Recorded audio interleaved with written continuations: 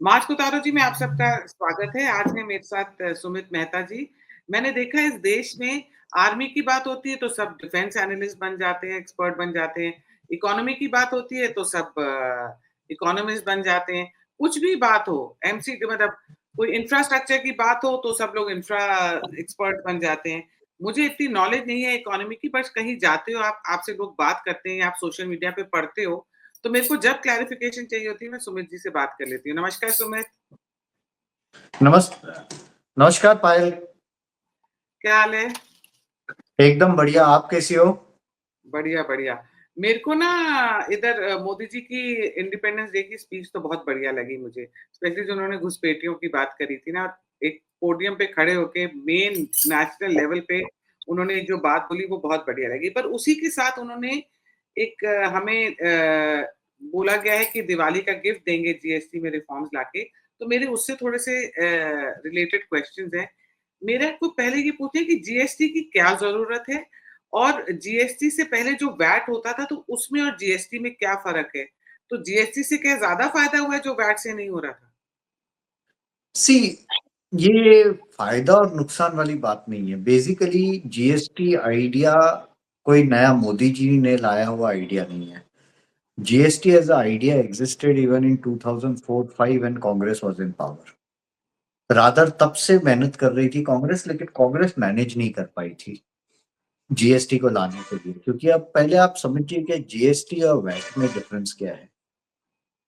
अगर हम पुराना जो टैक्स रेजिम था वो स्टडी करें तो उसके अंदर था कि देयर वाज अ एक्साइज जो सेंटर लेवी करता था, there was a service tax जो सेंटर लेवी करता था, उसके बाद में वैट था जो हर एक स्टेट अलग से लेवी करता था खुद, और इंटर स्टेट सेल होता था। यानी अगर मेरी फैक्ट्री महाराष्ट्र में है और मैं महाराष्ट्र के अंदर ही माल बेचता हूँ तो मुझे एम वैट लगता था, महाराष्ट्र वैट। वैट के पहले उसको सेल्स टैक्स कहते थे।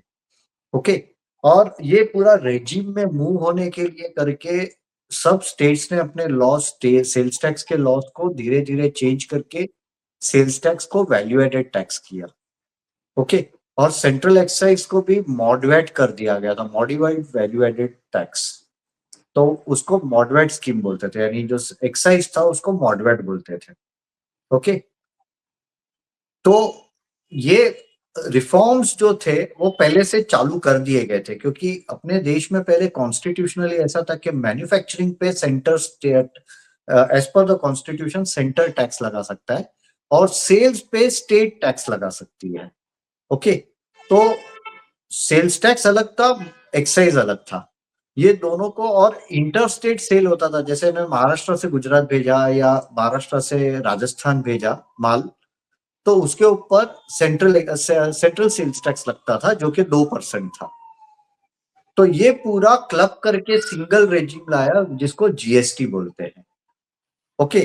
तो ये जब लाया गया तो इसके अंदर बहुत सारा नेगोशिएशन, बहुत सारे स्टेट्स के साथ, बहुत सारे स्टेट्स रेडी नहीं थे ऑब्वियसली। मैंने खुद ने उसके अगेंस्ट में लिखा कि जीएसटी ये जो करंट फैशन में है, इससे गुजरात, महाराष्ट्र, कर्नाटक, आंध्र प्रदेश, और तब आंध्र प्रदेश और तेलंगाना और तमिलनाडु, ये स्टेट्स को नुकसान हो रहा है, क्योंकि जो उनका इनकम है वो चला जाएगा to the income earning states, to the purchasing states. तो ये पूरा स्ट्रक्चर में गलती था ही था, लेकिन वो लाया गया था। ओके। ये रिफॉर्म करना चाहिए था। आज जो यूपी को इतना बड़ा रेवेन्यू आ रहा है, वो महाराष्ट्र, गुजरात, ये सब स्टेट्स का जो एक्साइज का शेयर है, जो महाराष्ट्र, गुजरात, तमिलनाडु और ये सब स्टेट्स को मिलना चाहिए, उसके बदले वो यूपी में जीएसटी के फॉर्म में, आईजीएसटी के फॉर्म में जा रहा है। लेकिन ये तब लाया गया, it was only about unification of the tax system. Okay. और सिंप्लीफाई किया कि एक ही रेट हो। आज के साथ आप महाराष्ट्र में एक टैक्स का रेट था वैट का, गुजरात में एक था, कर्नाटक में अलग था। तो ये पूरा एक, और सब स्टेट्स में अलग अलग रिटर्न्स फाइल करने पड़ते थे। Okay, factory wise. लेकिन वो अभी भी कंटिन्यू हो रहा है, अभी भी आपको मल्टीपल रिटर्न्स ही फाइल करने पड़ रहा है। पहले भी वन नेशन, पहले वन नेशन मल्टीपल टैक्सेस थे, अब भी वन नेशन वन टैक्स, लेकिन मल्टीपल रिटर्न्स फाइल करने पड़ते हैं। तो वो चेंज नहीं आया, लेकिन ओवरऑल एटलीस्ट हमें पता है कि पूरे देश में एक टैक्स रेट है। आप कहीं भी जाओ आपको एक ही आपने अगर मुझसे बात की आज के भैया क्या रेट है, मैं जो रेट दूंगा वो यूपी में भी वही लगेगा, गुवाहाटी में भी वही लगेगा, तमिलनाडु में भी वही लगने वाला है। पहले आपको हर एक स्टेट के लिए अलग अलग कंसल्टेंट से वहां के टैक्स रेट पूछने पड़ते थे, एटलीस्ट अब वो नहीं पूछने पड़ रहे। That is the only difference. अब ये मेरा एक और क्वेश्चन मैंने लिखा है, क्योंकि मैं कहीं जाती हूँ ना तो लोग बात करते हैं, तो मुझे लगता है मुझे भी बीच में पढ़ना है, मुझे भी इकोनॉमिस्ट बनना है, तो मैं भी क्वेश्चन तो मेरे को भी बात करनी। तो मेरा ये है कि जीएसटी से इकोनॉमी तो फॉर्मलाइज हुई है, उसके कारण बिजनेसेस को रेगुलेशंस फॉलो करने पड़ रहे हैं और उससे वो डिफिकल्टीज भी सहनी पड़ रही हैं। तो ये क्या जीएसटी प्रो बिजनेस है कि it is like more complicated, and is it उसको नुकसान पहुंच रहा है बिजनेस? ओके, अच्छा, मैं इसका जवाब मैं पहले में एक बात कहता हूँ। मैं एक चार्टर्ड अकाउंटेंट हूँ, मैंने एक पुस्तक लिखी है जीएसटी पे, डायग्नोजिंग जीएसटी फॉर डॉक्टर्स, जिसकी ओके, 72,000 कॉपियां बिक चुकी है और ओके, सीएनबीसी ने पब्लिश की थी है। ओके। और see GST is not a very simple subject जैसे लोगों को लगता है। हाँ, मैंने सिर्फ डॉक्टर्स के जीएसटी पे 100 पेज की पुस्तक लिखी है, सिर्फ डॉक्टर्स के ऊपर क्या इम्प्लीकेशन है उसके ऊपर 100 पेजेस जाते हैं। मुझे लिंक अगर आप भेजो। पेट्रोल, हाँ, लिंक भेजो, कहाँ मिल रही है? नहीं अमेज़न वो पे? तो अब आउट ऑफ स्टॉक हो गई, बाद में बिकी बिकी खत्म हो गई, बाद में मोदी जी ने डॉक्टर्स को एग्जेम्प्ट कर दिया तो मेरे पेट पे लात मार दिया। तो जीएसटी मेरे लिए तो मोदी जी ने गलत ही काम किया, क्योंकि डॉक्टर्स को 18% टैक्स चल रहा था, तब मेरी पुस्तक किताब बिक रही थी। मोदी जी ने उनको टैक्स फ्री कर दिया तो मेरे पेट पे भी लात लग गई। हाँ, वेरी तो वेरी बैड मूव। लेकिन लेकिन द पॉइंट बीइंग, तब मेरी बात हो रही थी। एक पाकिस्तानी फेसबुक फ्रेंड है, and he is a tax officer in Pakistan. तो मैंने एक्ट पढ़ा था, मैंने काफी स्टडी किया था, तो हम लोग, और I was against GST, let me tell you that also. यानी it is not that I was against Modi ji, but GST में जो ठीक होना चाहिए वो ठीक होना चाहिए, जो ठीक नहीं है वो ठीक करना चाहिए। हाँ, हुँ, तो मेरी उनसे बात हो रही थी, he was talking to lot of IAS officers, IRS officers, मेरे जैसे चार्टर्ड अकाउंटेंट, सबसे बात कर रहा था। तो एक प्रोविजन था कि जीएसटी ऑफिसर कभी भी आपके दुकान में आ सकता है, आपके ऑफिस पे आ सकता है और आपसे बुक्स और रिकॉर्ड्स मांग सकता है। ओके, तो मैंने बोला ये तो गलत है, तो बोला इसमें क्या गलत है, ये तो पाकिस्तान में भी है। तो मैंने उसको मुंह पे सीधा पूछ लिया, तो तुम्हारे यहाँ कितना पैसा देना पड़ता है आपको ऑफिस के बाहर निकालने के लिए? उसने बोला 5,000 पाकिस्तानी रुपए दे दिए तो हो जाएगा। मैं बोला यहाँ 20,000 से ज्यादा इंडियन रुपीज देना पड़ता है। हाँ, तब पाकिस्तानी रुपी और इंडियन रुपी के बीच में 2 गुना फर्क था, फ़र्क यानी है। 2,500 और 20,000 का डिफरेंस होता था। अब तो बोला ज़्यादा ही इतना है। पैसा देना पड़ता है? मैं बोला हाँ उतना पैसा है। अब हमारे ये तो महाराष्ट्र का रेट चल रहा है, महाराष्ट्र में भी बंबई का रेट बोल रहा हूँ मैं आपको। तो एक हुआ है फॉर्मलाइजेशन, से ज्यादा क्या हुआ है मालूम है, कि सिंगल लॉ आ गया, उसके बाद में ईवे बिल आया। अब ईवे बिल के कारण बहुत तकलीफ होने लग गई। पहले मैं एक स्टेट से दूसरे स्टेट माल निकालता था ना, मेरी विदाउट विदाउट टैक्स पे किया हुआ मेरा ट्रक का ट्रक निकल जाता था। ओके, क्योंकि हर एक स्टेट का लॉ अलग है। मैं दूसरे स्टेट में जाऊंगा, मैं एक डुप्लीकेट बिल भी लगा दिया कि ये चल गया, तो वो निकल जाता था माल। अब ईवे बिल आने के कारण, ईवे बिल नंबर होता है, ईवे बिल का टाइमिंग होता है, उसके कारण तकलीफ भी हुई है बिजनेसमैन को। ऐसा नहीं है कि इट इज वन वे, कि अगर बीच में ट्रक अगर बंद हो जाती है और वहां रुक जाती है और वो ईवे बिल का पीरियड खत्म होता है तो मुझे वापस ईवे बिल रिन्यू करना पड़ता है। अगर बीच में मैंने ट्रक बदली तो नए ट्रक के नाम की ईवे बिल निकालनी पड़ती है। लेकिन ईवे बिल के कारण क्या हुआ, जो लोग कच्चे का धंधा करता था, ट्रक के ट्रक, मेरा एक दोस्त है गुजरात से माल लेता था तमिलनाडु में। ओके, गुजरात से वो महाराष्ट्र कर्नाटक होके तमिलनाडु जाता था ट्रक, और वो इतने स्टेट क्रॉस करके तमिलनाडु में वो विदाउट का माल, वो महीने की है ना मिनिमम 2 ट्रक भर के माल बेचता था, 24 ट्रक साल के। उसको पूरा बिजनेस बंद करना पड़ा। सोचिए, पूरा बिजनेस। बोला सुमित जी अब धंधा नहीं होता है यहाँ, इतना स्ट्रिक्ट हो गया है ना, माल लाना गुजरात से तमिलनाडु तक माल लाना इम्पॉसिबल हो गया है। तो बेसिकली उन्होंने वो जो पूरा था कि एक तो मोदी जी भैया बोले तो काम किए उन्होंने गुजरात में, तो और वो भी अहमदाबाद। तो बोलते हैं अहमदाबाद का जिसने पानी पिया ना साबरमती का, उसे बहुत संभाल के रहना चाहिए। तो मोदी जी वो कैटेगरी में है, तो उनको पता था कि कैसे ये सब झोलझाल होते हैं। उन्होंने सब जगह से नट बोल्ट टाइट कर दिए, तो बहुत तकलीफ हो गई है धंधे वालों की। जो कच्चे का काम होता था वो काफी काफी हद तक कम हो गया है। करप्शन और पे लोगों फर्क को कच्चा यानी विदाउट टैक्स का जो काम होता था, करप्शन पर फर्क पड़ा है, दैट्स व्हाट। करप्शन पे तो ज्यादा फर्क नहीं पड़ा है, लेकिन हरेसमेंट बढ़ गई है। मैं आपको बोलूँ तो हमारे यहाँ बीच में व्हाट्सएप सर्कल में और हम लोग ने सब लोग ने धमाल किया था। हमारी फ्रेंड्स है, उनके 6-6 बार जीएसटी के रजिस्ट्रेशन के एप्लीकेशंस एडवांस में पैसे लेने के बाद रिजेक्ट किए गए हैं।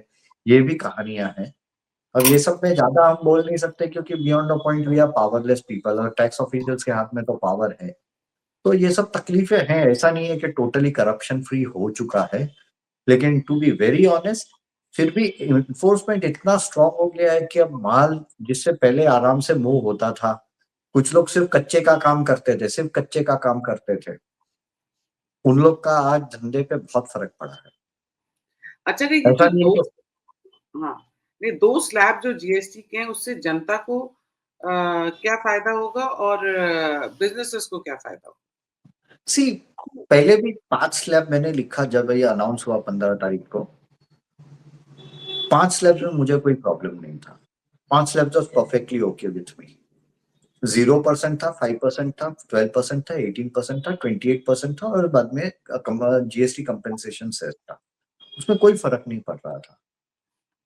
हम लोगों को प्रॉब्लम जो है चार्टर्ड अकाउंटेंट्स एज बिजनेसमैन, हम लोगों को रिटर्न फाइलिंग में जो वेबसाइट डाउन होती थी, इनपुट टैक्स क्रेडिट ये नहीं होता था। जो पहले हम लोग ने टैक्स भर दिए तो हमें एटलीस्ट क्रेडिट मिल जाता था, और टैक्स ऑफिशियल्स जीएसटी के या वैट के, एक्साइज के वहां जाके, पहले जीएसटी तो नहीं था, वैट और एक्साइज के ऑफिसर्स सामने वाले से वो वसूल कर लेते थे। अब वो नहीं हो रहा है। वो लाइबिलिटी हमारे गले में डाल दी है कि बेटा अब तुम वो टैक्स नहीं जब तक भरेगा और जब तक वो रिटर्न में नहीं दिखाएगा, तुम्हें क्रेडिट नहीं मिलेगी। That was not the case in earlier case. अब मैं आपको महाराष्ट्र वैट की बात करता हूँ। मैंने अगर पेमेंट कर दिया, मेरे पास प्रूफ है कि मैंने पेमेंट किया है और मैंने मेरा सेल्स टैक्स भर दिया है, तो I can easily take credit. ये एक्साइज में भी था, आई कैन टेक क्रेडिट। अब वो नहीं हो रहा है, तो मेरा काफी पैसा ब्लॉक हो जाता है अगर सामने वाला टैक्स नहीं भरता है और सामने वाले ने रिटर्न फाइल नहीं किया है। तो ये हमें जेन्युइन तकलीफ है। Modi ji needs to solve this issue, and this I am saying from a honest businessman, एक ऑनेस्ट टैक्स पेयर जो ईमानदारी से टैक्स भर रहा है, उसको ये तकलीफें हो रही है। लेकिन अब क्या कर दिया है, 5%, 12%, 5%, 18%, 28 और 5%, 12% और सॉरी 5, 18 और 40% के 3 स्लैब कर दिए 5 के बदले। और जीरो का स्लैब रहने ही वाला है। अगर जीरो का स्लैब निकला, जो जीरो टैक्स यानी ऐसे बोले तो सिर्फ एक स्लैब कम किया है। वो बोल रहे हैं दो, लेकिन साथ में 40% का स्लैब ऐड किया है। तो अब क्या होने वाला है इस कि जो 12% में थे ना, उसमें से कहते हैं कि रफली 90% items will come down into the 5% slab.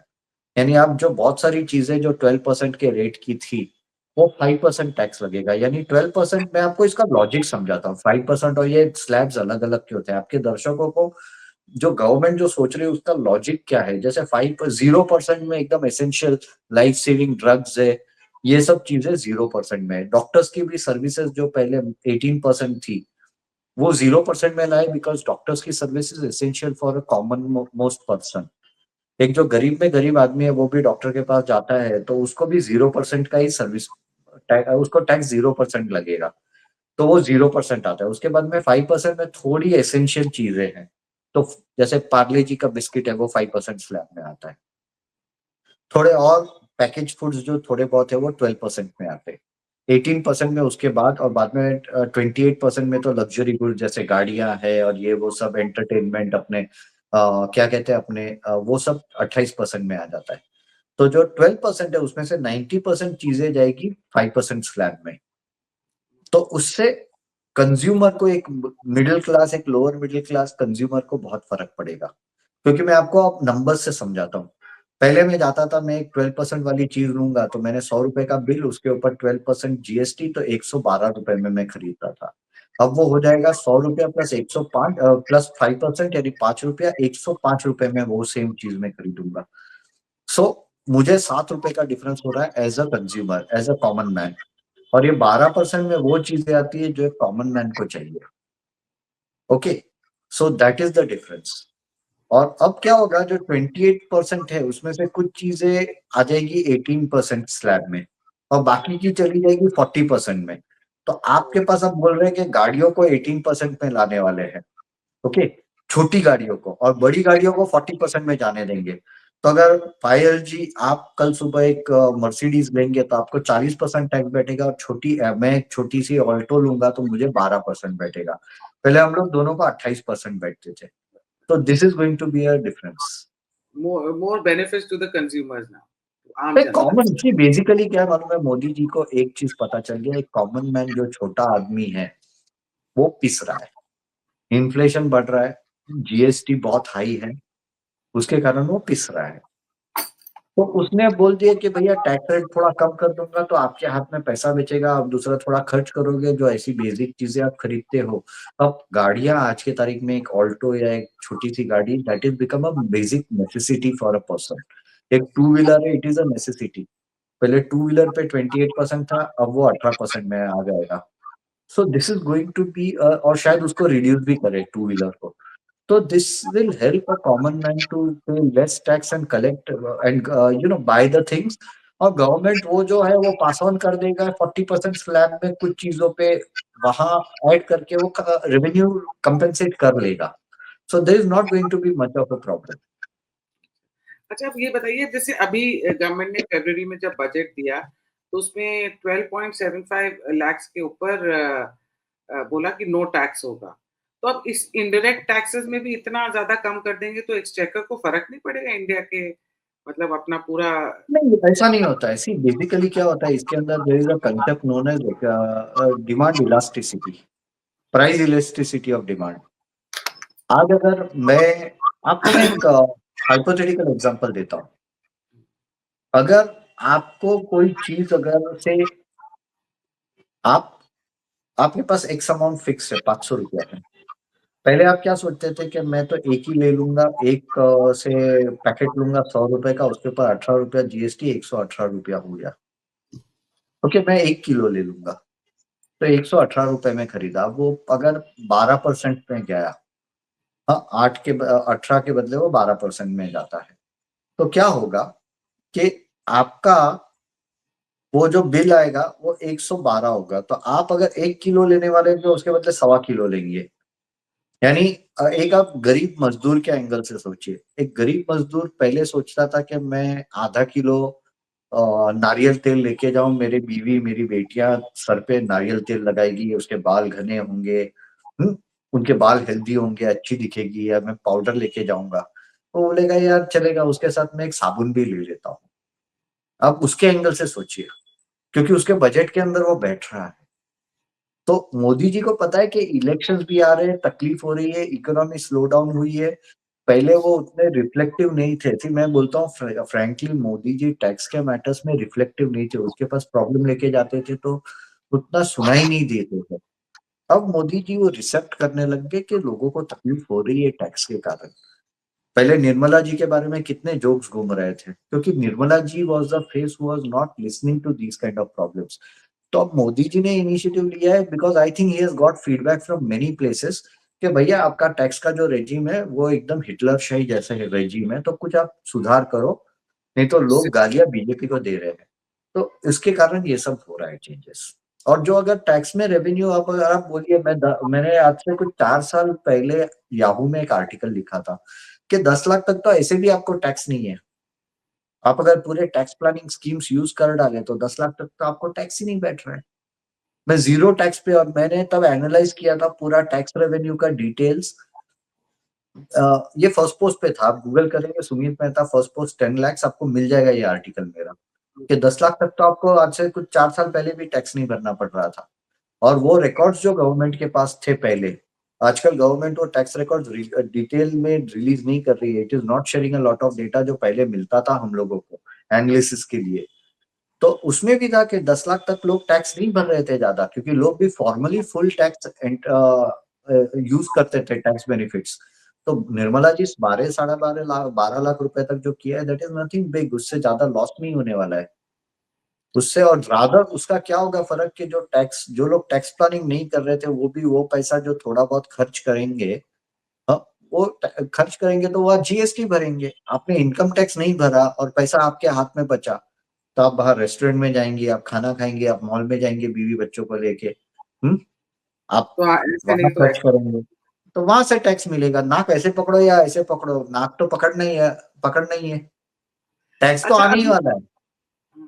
अभी अगर जीएसटी में चेंजेस लेकर आती है गवर्नमेंट, तो रेट्स कम करती है अगर, तो ये पॉसिबल है कि सारे स्टेट्स मान जाएंगे ऑपोजिशन के नहीं नहीं, पास। ये see basically the thing is anything that will happen only in the GST council. अब जीएसटी काउंसिल का कंपोजिशन में हर एक स्टेट है। अब रेट कम करना है तो बेसिकली अगर गवर्नमेंट ने अभी अनाउंस किया है, ये पॉलिटिक्स भी है। मोदी जी ने बोला मैं अनाउंस कर दिया, मैं रेट कम करूंगा, कल सुबह अगर स्टेट्स ना बोलेंगे तो मोदी जी हाथ खड़े कर देंगे, देखो इतने Congress rule opposition rule states ने ना बोला इसलिए हम नहीं कर पाए, बात खत्म हो गई। अब आपको गाली देनी है तो आगे जीएसटी के लिए मुझे गाली मत दो, कांग्रेस को और अपोजिशन को गाली दो। तो क्या कोई मैं तो बच कंसेशन, गया। तो स्टेट्स को कोई कंसेशन देंगे? क्या? स्टेट्स को कोई कंसेशन देंगे क्या? वो सब कॉम्प्लेक्स है, अभी बोल नहीं सकते। अच्छा, अब हम आते हैं एक और क्वेश्चन पे जो मैंने फिर से लिखा है कि दिवाली पे बोला है कि सब कुछ सिंप्लीफिकेशन करेंगे दिवाली पे। क्या चाहते हैं मोदी जी? आपको क्या लगता है कि ये दिवाली पे ये क्या गिफ्ट मिलने वाला है जनता कुछ नहीं, this is only thing Diwali पे वापस बोल सके मैंने आप लोगों को Diwali gift they the. See, there is a large angle of media positioning and optics in this whole thing. इसका दूसरा भी एक एंगल है। अभी हम लोग अगस्त में है, दिवाली नवंबर में है, तो उसका मीनिंग है, और जीएसटी काउंसिल की मीटिंग हर महीने होती है, तो अब सितंबर अक्टूबर 2 महीने है। तो यानी आप जो स्टेट्स में कंसेंसस बिल्ड करना है वो बिल्ड करने में 2 महीने लगने वाले हैं, that is the assumption I believe. Modi ji को पता है स्टेट्स रेडी नहीं होंगे कट करने में, क्योंकि इनकी इनकम भी कम हो जाती है, स्टेट्स की इनकम कम हो जाती है। $40 है? पहले एसजीएसटी पूरा स्टेट्स के पास जाता है, आईजीएसटी का 80% स्टेट्स के पास जाता है, 20% सेंटर के पास रहता है। हाँ, और सीजीएसटी का 42% स्टेट्स के पास जाता है। तो स्टेट्स रेडी नहीं होंगे तो उसको कन्विंस करने में 2 महीना लगेगा, वो उनको पता है। प्लस मोदी जी का टाइमिंग बहुत परफेक्ट होता है, दिवाली के वक्त हेडलाइन आएगा, Modi Diwali gift to the nation, lower GST rates, तो लोगों को वो कैप्चर हो जाता है, रजिस्टर होता है। तो मोदी की ये सब पूरा media planning, He's a mass pro. Psychology, He's a pro at it. Pro at it. हाँ, या तो अच्छा, ये सब प्लानिंग के साथ करते हैं। अच्छा, सुमित जी, अब ये राहुल गांधी पे आते हैं, थोड़ा पॉलिटिकल हो जाते हैं। लास्ट क्वेश्चन है मेरा कि राहुल गांधी को जो कांग्रेस की आईटी सेल है वो बोली देखो मोदी जी डर गए, राहुल गांधी के कारण सब कुछ चेंजेस ला रहे हैं, सब ला रहे हैं। पर राहुल गांधी ने तो सिर्फ 18% के ऊपर इंसिस्ट किया था कि सब पे 18% लगा दो, कि एक ब्रैकेट उस पे लगा दो। तो क्या मोदी जी ने वो तो करा नहीं है? सी अब ऐसा है ना, मैं राहुल गांधी को सीरियसली नहीं लेता, ही इज अ जोक। दूसरा, एक गुजराती में एक कहावत है कि कौवे का डाल पे बैठना और डाल का गिरना। ओके, अगर पेड़ मर गया और कौवा डाल पे बैठे और डाल गिर जाए तो कौवे के कारण वो डाल नहीं गिरी है। तो राहुल गांधी को क्रेडिट लेना है तो लेने देना चाहिए, उसमें क्या है, बच्चे खुश हो जाते हैं। बेचारा वैसे भी ऐसे बोले तो 50 साल का, physically 50 but mentally 5 years old kid है, उसकी क्या बात करें। He is a man child, अभी 5 साल से ऊपर उसकी दिमाग की उम्र बढ़ी नहीं है, उसकी बात करके क्या मतलब है। यू थिंक ओवरऑल, मैं जो हमारा ये वो है अलग टॉपिक है, पर जरा सा मैं पूछ रही हूँ, you really think overall Rahul Gandhi को really nobody takes him seriously? See basically on this matter, I am not saying about other matters, लेकिन जीएसटी में एक है कि there was pressure from various sides, industries के पास से भी प्रॉब्लम था, एसएमई से भी प्रॉब्लम था, और बीजेपी का जो पूरा हिस्ट्री है, जनसंघ को सपोर्ट करने वाले छोटे बनिए थे। जब जीएसटी आया था तब भी एक बार हम लोग एक चेन्नई से एक बहुत बड़ा ट्रेड डेलीगेशन आया था कोई इवेंट के लिए इधर, और मेरे उनके साथ बहुत पर्सनल संबंध है, तो बाद में हम लोग बैठ के डिनर के वक्त बात कर रहे थे। तो एक जन बहुत गुस्से में बोल दिया कि जनसंघ के समय से हम बनियों ने बीजेपी को पैसे दिए हैं, जनसंघ को पैसे दिए, आज सत्ता में आ गई तो भाजपा को हमारी जरूरत नहीं है, पैसा हमारे हमारे वोट हमारे नोट की जरूरत नहीं है, अब सिर्फ सबके वोट के लिए करके काम कर रही है। तो गुस्सा तो था लोगों में, जो बिजनेस क्लास था उसमें गुस्सा था। I think over a period of time वो चैनलाइज हुआ है और मोदी जी को क्लियर फीडबैक मिला है। मैं आपको और एक किस्सा सुनाता हूँ, ये सूरत का किस्सा है। सूरत में आपको पता है 2017 में बहुत बड़ा प्रोटेस्ट हुआ था, टेक्सटाइल मार्केट ने बहुत प्रोटेस्ट किया था, क्योंकि सूरत के टेक्सटाइल मार्केट का पावर भी था, बिकॉज गुजरात से बात पहुंचाना, दिल्ली बात पहुंचाना बहुत इजी था। तो अरुण जेटली जी तब फाइनेंस मिनिस्टर थे, he refuse to meet the delegation from Surat. तो उन लोग ने बहुत प्रेशर डाला और सूरत में वहां से सीआर पाटिल जो कि बीच भाजपा के स्टेट प्रेसिडेंट थे वो खुद इन्वॉल्व हुए, वहां के दूसरे जो एमपीज थे वो इन्वॉल्व हुए, अमित शाह पे पूरा प्रेशर लाया, अमित शाह को बोला कि कुछ भी करके मीटिंग दिलाओ। तो सूरत का ट्रेड डेलीगेशन मिलने गया अरुण जेटली जी को। अब इसमें मिक्स है, see there is a good side and a bad side.